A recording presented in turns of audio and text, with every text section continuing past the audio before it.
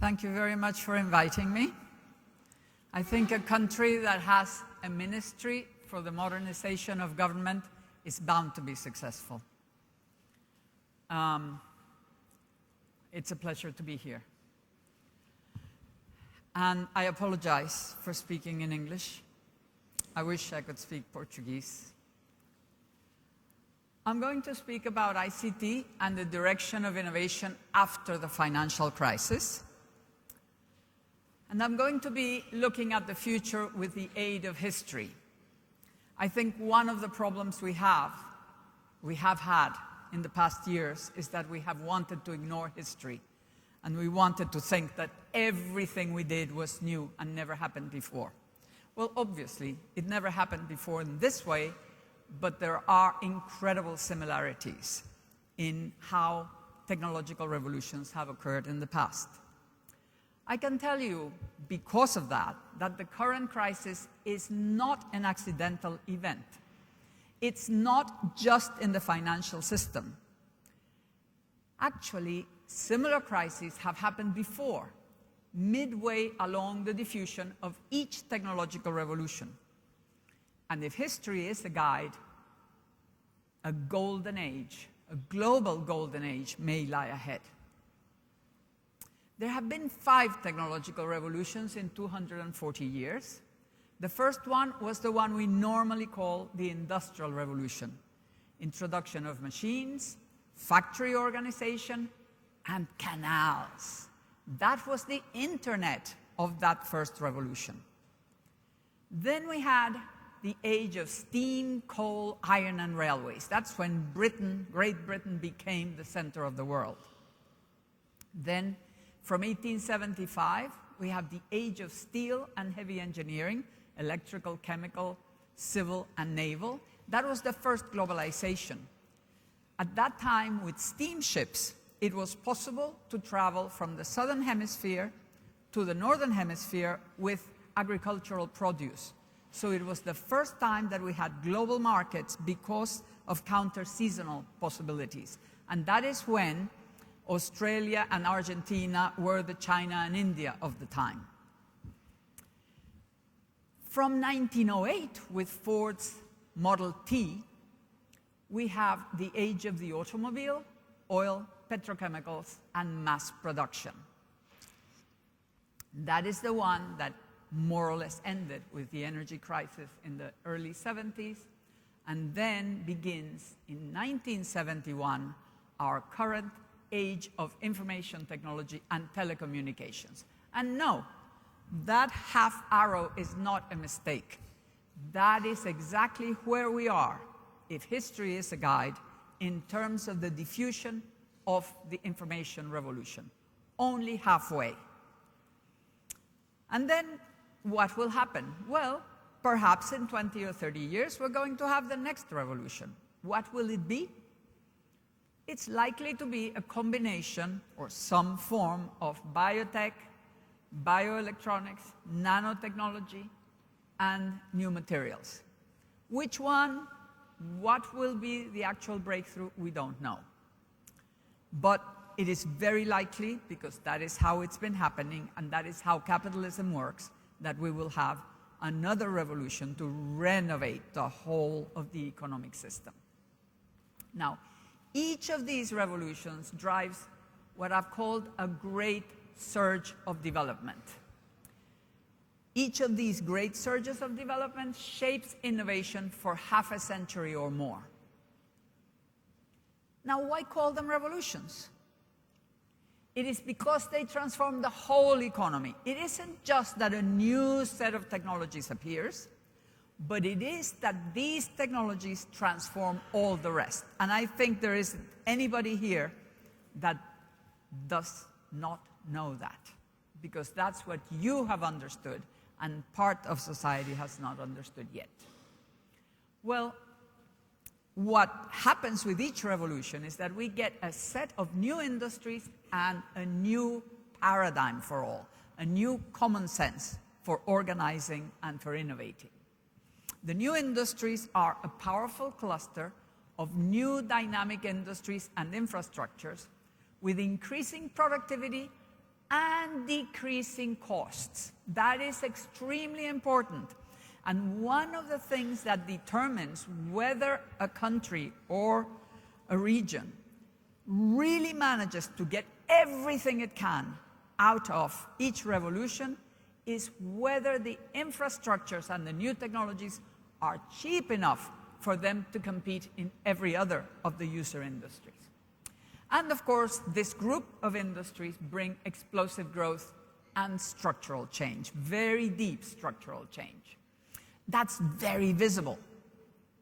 Now, the other thing is visible to some, but not to others, and that is that there are new generic technologies, infrastructures, and organizational principles that are capable of modernizing the existing industries too.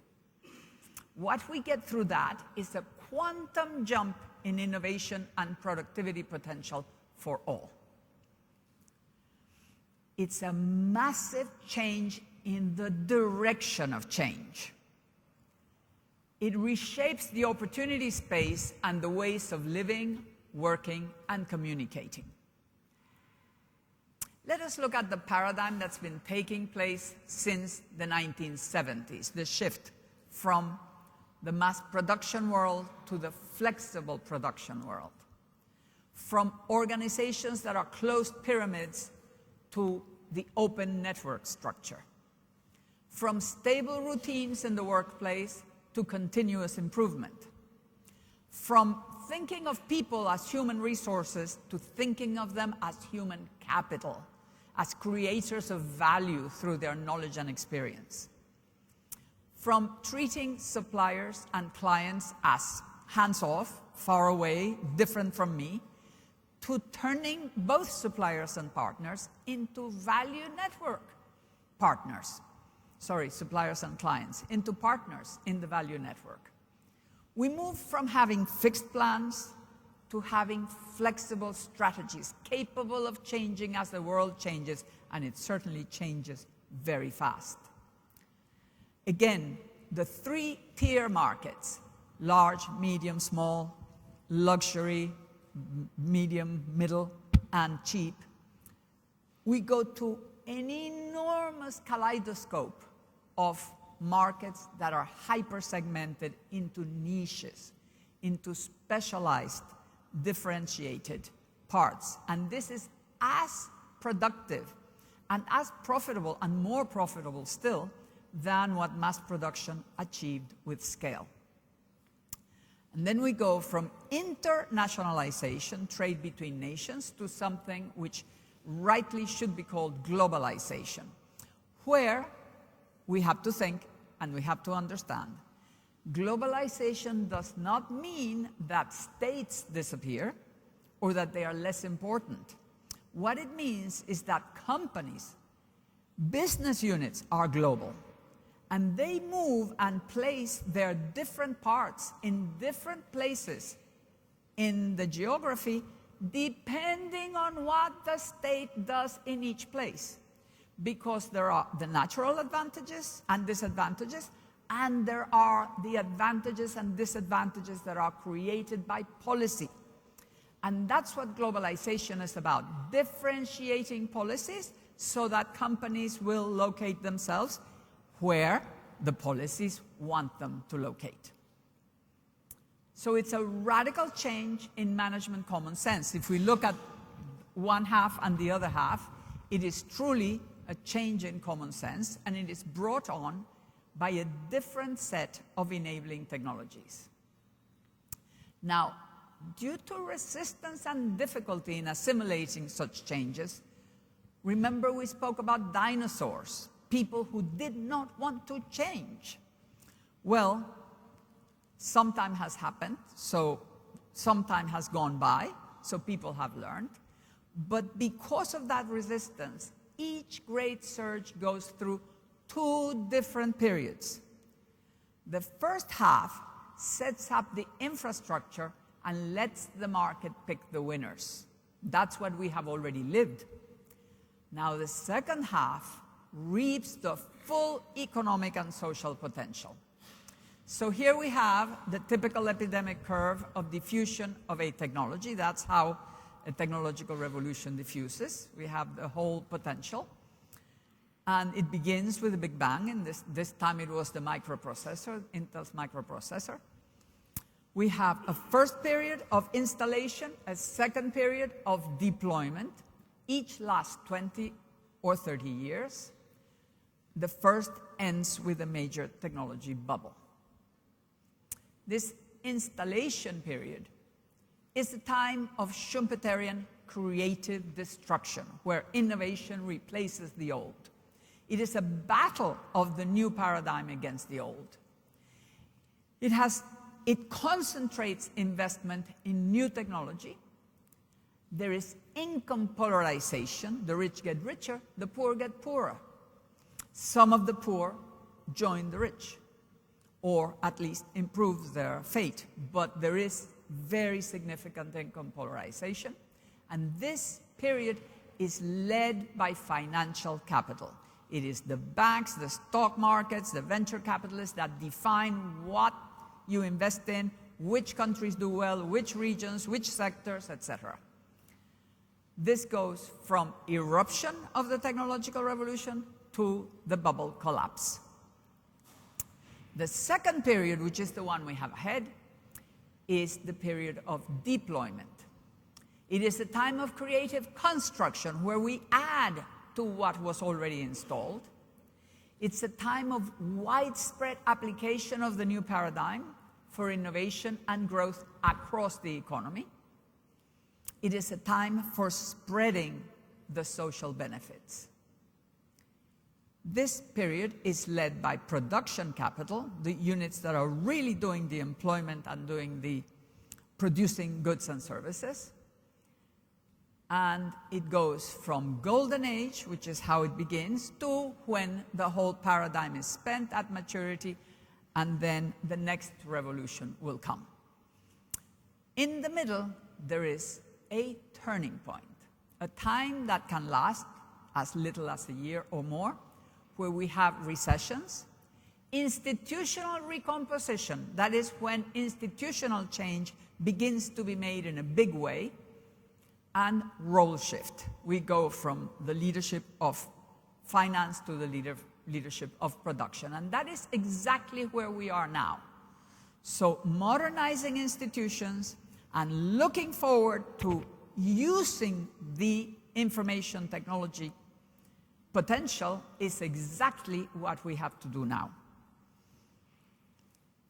And of course, then we'll have the next.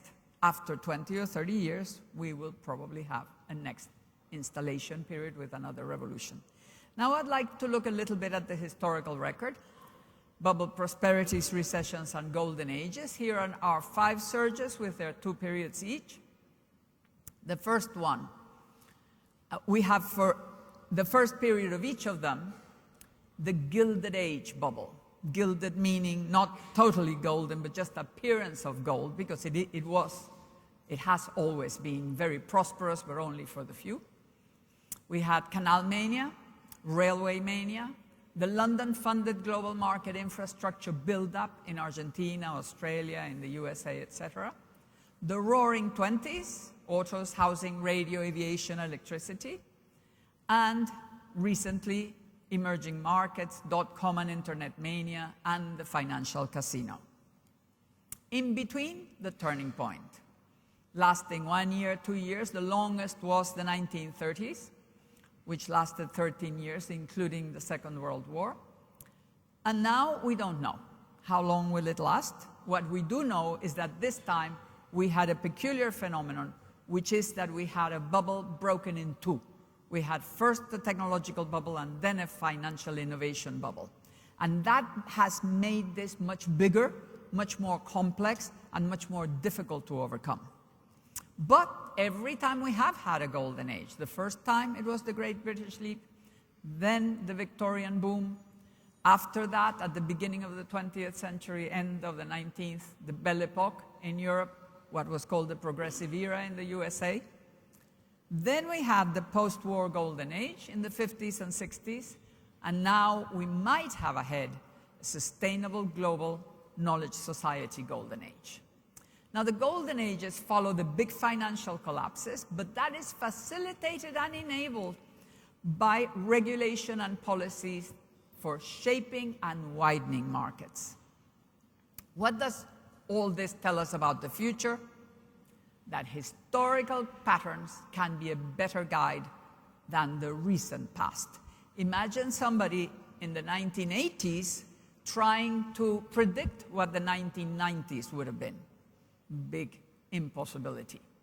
So the next 20 years will be very different from the last 20. We are not facing an accidental financial crisis, as I said in the beginning, but a recurrent structural shift. It is the watershed of the current great surge. We're moving from laissez-faire to the active comeback of the state. We're passing control of investment from financial to production capital. We're shifting from supply push to demand pull, both in investment and in innovation. We're moving from individualist focus to collective interests, and this time in a globalized economy. Let us look at some of these aspects. A shift in the principal innovation agents. During installation, finance and the new entrepreneurs are the drivers and innovators, whereas the state plays a facilitating service role. In deployment, it is production and the state that are the drivers. They are the innovators, and finance is in a facilitating service role, which doesn't mean that it doesn't innovate, but it innovates to serve production innovation. It innovates to serve the needs of the economy. So institutional innovation replaces finance as a guiding force of production innovation. And the new technologies, and this is very important, move from pushing products and teaching clients to responding to their requirements, because now clients know what you can do. So now clients try to do things and they ask and they demand and they specify, and that's what the ICT companies do from now on. So there is a shift in the dynamics of growth also, from the Gilded Age installation supply push times to the Golden Age deployment demand pull. But this is in another sense that we're going to see this supply push demand pull. We're going to see how the context when installation begins is where industries are mature, they're technologically exhausted, their markets are saturated. That was the case at the beginning of the 70s. The old economy is stagnation, and the new technologies are only incipient. They're just beginning to exist. So what do we need to move the economy at that time? We need a source of dynamism that is on the supply side. We need finance for massive investment in the new technologies, in the new industries and infrastructures, and they should then be competing to select the new engines of growth and to rejuvenate the rest. So in fact, it is finance that puts the movement into the installation period. When we go to the current moment for the deployment period, the context is very different. The new engines of growth are ready. The new infrastructure widens and deepens market access. The old industries are already rejuvenated, most of them anyway. The new paradigm has been learned. So you have a huge potential for growth installed. But what happened with the collapse, and what happens each time, is that an enormous amount of wealth is wiped out. So suddenly demand constraints is reduced. And this reduction of demand and this potential requires a source of dynamism, the expansion of demand, public and private, the reshaping of its profile, direct or indirect income redistribution to enable production growth and constant innovation. So we're really shifting from times of experiment and turbulence to times of build-out and harmonious growth. Now, harmonious growth in deployment depends on adequate policies and changing social values in order to make the best of the technological potential. and that means guiding demand. The potential is there to bring a sustainable and diversified knowledge society across the globe with a pattern of satisfaction very different from consumerism. Such changes have happened before. In the age of steam, coal, and iron, we had Victorian living. What happened was that the British middle classes established an industry-based urban lifestyle. It was very different from that of the country-based aristocracy, although it copied it in some ways. And it then spread to the new upper classes everywhere. In the next period, in the age of steel, we had the Belle Epoque, where British, European, and American upper and middle classes established a cosmopolitan lifestyle, which spread to the upper classes of the world. Then we had the American way of life in the fourth surge. The American upper and middle classes established a suburban, very important. Suburbia was really invented in the time of mass production. This idea that people would commute to work, would live away from where they work, this separation. So that suburban, energy-intensive lifestyle spread to the working classes. It's the first time that you really have a full incorporation of the working classes of the advanced countries into consumption, and it also spread to the middle classes of the developing world. And now we have the possibility of creating sustainable global lifestyles. The question is, will the affluent educated classes of the developed and emerging countries establish an ICT-intensive knowledge society with a variety of environmentally friendly lifestyles and consumption patterns, different from the old consumerism? That is a question that we all have to answer. Now, each of these styles has become the embodiment of progress and comfort, and it shapes the good life aspirations of the majority. Now, these aspirations and values, those that measure the quality of life, depend on the paradigm, on what the paradigm can provide. You cannot ask for a lifestyle that cannot be provided by production. So, if we look at the luxury life, the values and aspirations under the mass production paradigm, 50s, 60s, and sometimes until now, we find that brand new is better than old, individual transport is freedom, bigger is better than smaller, more is better than less, fabricated is better than handmade, housework with machines is better than by hand, synthetic is better than natural, disposable is comfortable. Let's throw everything away. Everything is plastic. Let's throw it out. Leisure is rest, not exercise. You sit and watch TV. You sit and go to the movies. You sit. That is what leisure used to be, so you consume while you have leisure. Shopping is a leisure activity. This is what consumerism also was about. But that is what brought us the big boom. The big good life came thanks to those values. Now, those values now are poison. But how did we get there? Well, we didn't just get there automatically, because it is society that shapes each successive technological potential. It is society that teaches, that organizes, that pushes, that creates the conditions for the way that potential will be used. So which were the enablers in this case? Low cost of products, consumer credit, unemployment insurance. Unemployment insurance, why? Because imagine that everybody who bought automobiles, cookers, washing machines, when they lost a job in a recession, turned everything back to the companies. It would have been catastrophic, but if you have unemployment insurance, people continue paying their things and their mortgage. Official trade unions guaranteeing that with productivity, salaries would increase so you could buy more. Savings and loan banks, so you could actually buy bigger things than your salary allowed.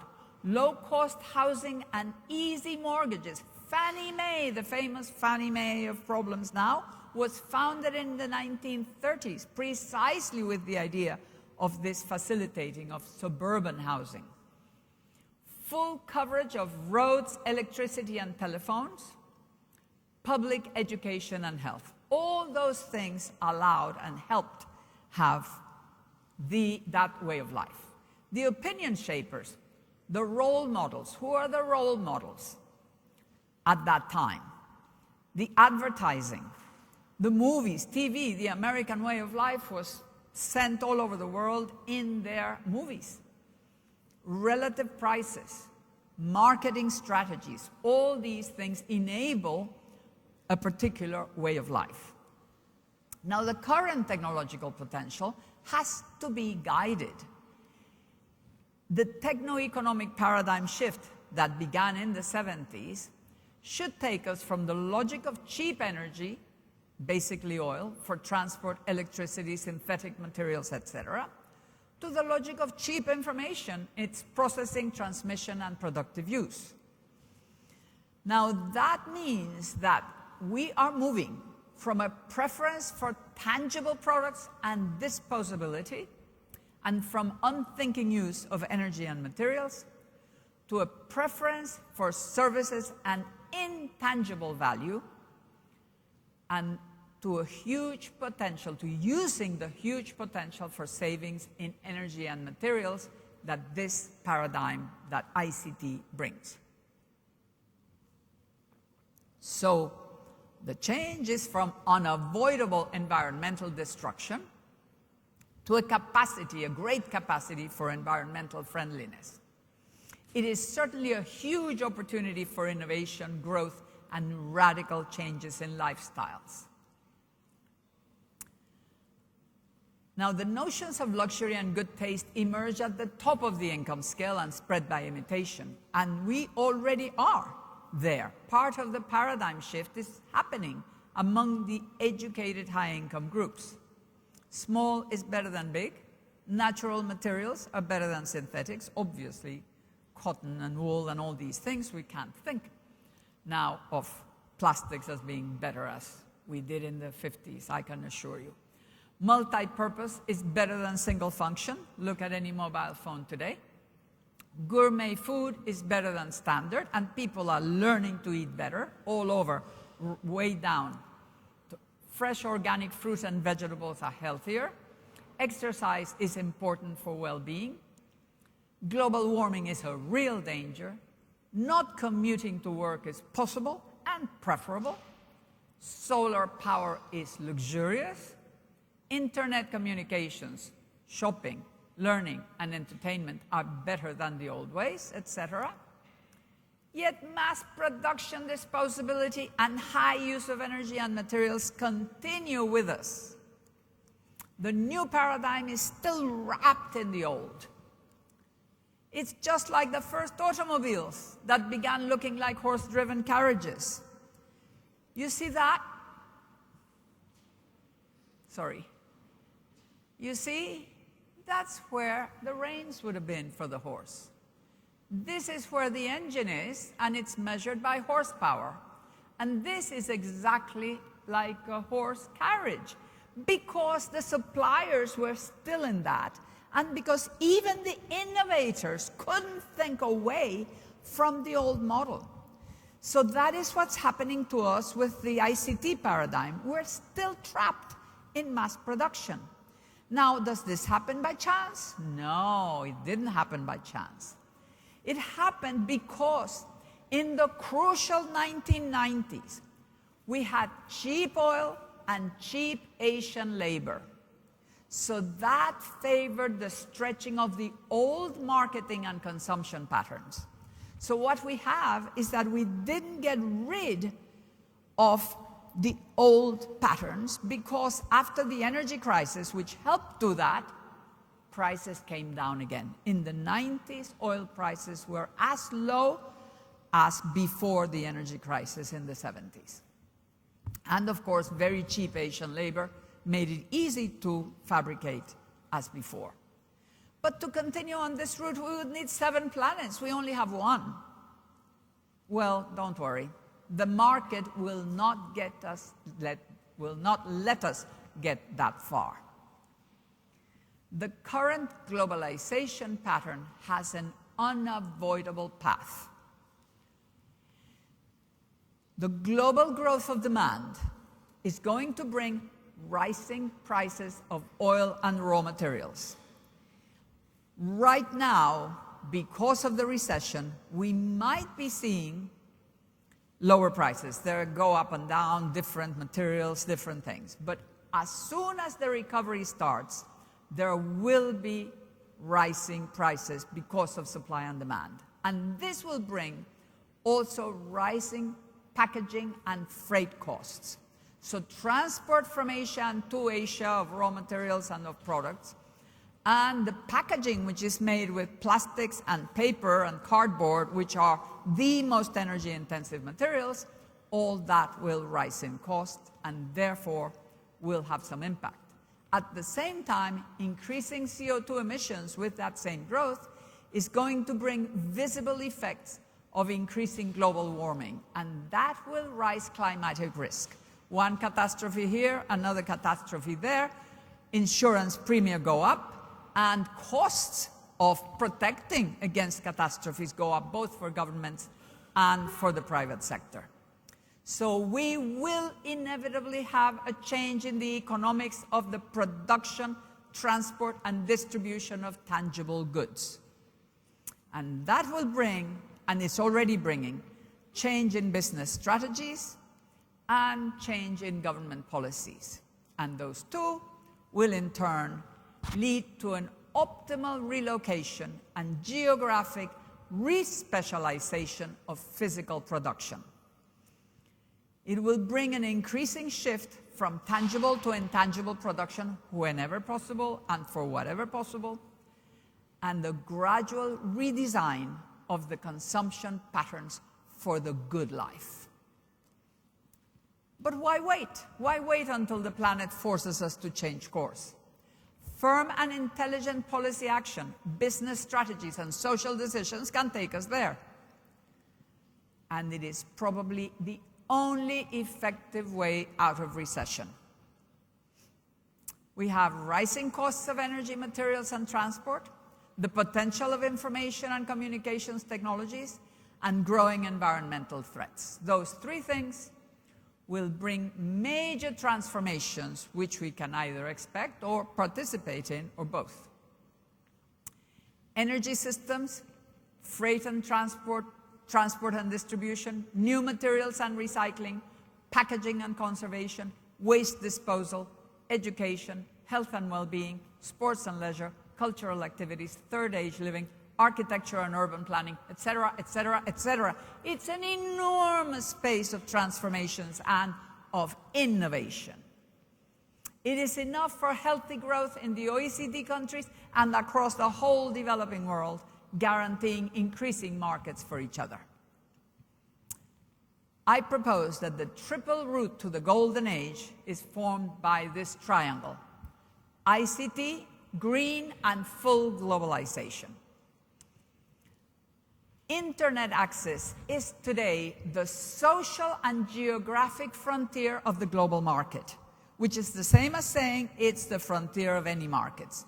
People who are not connected to internet are not really part of the 21st century. They are not really part of today's world. They do not belong to the global markets. ICTs are the main enabling instruments of sustainability, and I don't have to say a word about that in this audience because you're all experts in that. And green is absolutely the only way that sustainable production and consumption patterns will be possible in globalization. Globalization is not, full globalization is not possible because we don't have enough resources, and therefore it can only be green in order to happen. We can also look at the other way, that full globalization guarantees the growth of markets for ICT and for green, and we can also see that green guarantees the innovation opportunities both for ICT and for globalization. But we need policy consensus, because this is not the world of the welfare state of the 1940s, of that attempt of the Bretton Woods agreements and all that. We've got to do the same, reach the same goals, but in a different way. We cannot do it top-down, like corporations cannot work top-down. They become flatter, they work with consensus, and that will involve government, business, and society. And I congratulate you, because I feel that this meeting is a representation of this effort for reaching that consensus for change. Now, how was the previous Golden Age unleashed?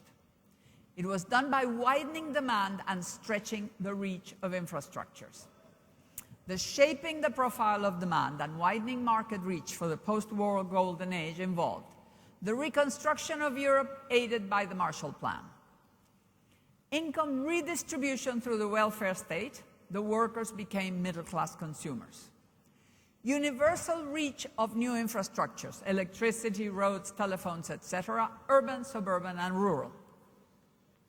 The state as employer and as major buyer of infrastructure, military, education, health, etc.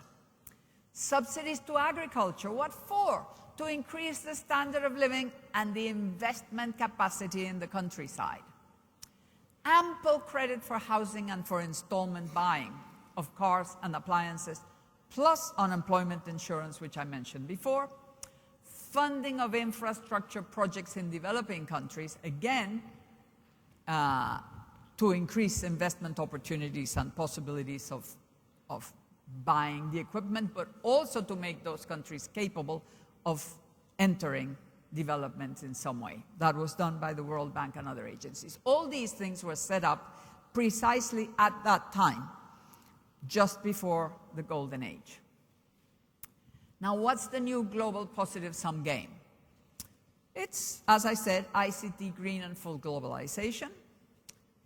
Revamping green is a question of revamping production and transport systems to make them sustainable. Well, that is equivalent to post-war reconstruction. Full globalization, incorporating many more millions into sustainable consumption patterns, is equivalent to the welfare state in terms of demand creation. And ICT, well, full internet access at low cost is equivalent to electrification and suburbanization in facilitating demand, and this time very much education. So I say to you, the technological stage is set today for the global golden age of the 21st century. It is the task of this generation to make it a reality. Thank you.